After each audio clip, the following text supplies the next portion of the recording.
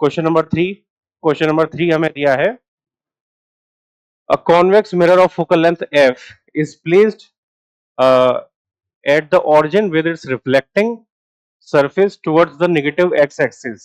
ठीक है, choose the correct graph between v and u. तो v और u के बीच का हमें ग्राफ चेक करना है. तो जो हमें ग्राफ दिए हैं इसे वैल्यू से ही चेक कर सकते हैं, हमें उससे अंदाजा लग जाएगा, हमें एग्जैक्ट ग्राफ निकालने की यहाँ पे जरूरत नहीं है. फॉर एग्जाम्पल जैसे इस बी ग्राफ को देखते हैं, तो बी ग्राफ में जब u की वैल्यू 0 है तब यहाँ पर v की वैल्यू एफ नॉट बाई 2 आ रही है. तो क्या ऐसा होगा जब u की वैल्यू 0 होगी तब v की वैल्यू एफ नॉट बाई 2 आएगी.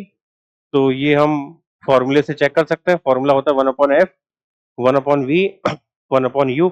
तो ऐसा तो नहीं होता, इन्फिनिट आना चाहिए. u की वैल्यू जैसे जैसे इन्फिनिट की ओर जाएगी v की वैल्यू f हो जानी चाहिए. तो u की वैल्यू जैसे जैसे इन्फिनिट की ओर जाएगी v की वैल्यू एफ नॉट हो जानी चाहिए. अच्छा ये तो सही आ रहा है, ठीक है. हाँ ओके, एक सेकंड. ये एफ नॉट बाई 2 जीरो के लिए नहीं है, एफ नॉट बाई 2 इस पॉइंट के लिए है. तो एक जीरो की कंडीशन है, तो कंडीशन है एफ नॉट. तो जब u की वैल्यू जीरो होगी तब एफ नॉट होगा. u की वैल्यू जीरो रखेंगे तो एफ नॉट होगा नहीं होगा. u की वैल्यू जीरो रखेंगे तो इन्फिनिट हो जाएगा, ये अनडिफाइंड टर्म हो जाएगा. यानी ये ग्राफ सही नहीं है, गलत है. इसको चेक करते हैं. तो यहां पर भी सेम सिनेरियो है. u की वैल्यू जीरो रखने पर v की वैल्यू जीरो आ रही है, ये बात ठीक है. पोल पर ही रखा है तो इमेज बनेगी नहीं वही. और u की वैल्यू जैसे जैसे अब इन्फिनिट की ओर जा रही है v की वैल्यू मैक्सिमम बढ़ रही है एफ नॉट की ओर. और ये हमें पता है u की वैल्यू अगर इन्फिनिटी की ओर जाएगी तो 1/u जीरो हो जाएगा और v की वैल्यू f की तरफ बढ़ेगी. यानी ये बात सही है. दूसरा पॉइंट है ये, यहां पर दिया है हमें जब u की वैल्यू एफ नॉट है तब v की वैल्यू एफ नॉट बाई 2 होगी.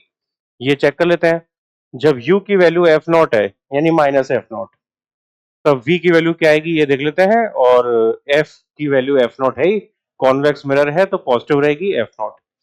तो यहाँ पे ये वैल्यूज लगाएंगे तो 1/f0 is equals to 1/v और ये माइनस 1/f0 ये इधर चला जाएगा तो ये 2/f0 के बराबर हो जाएगा इक्वल्स टू 1/v.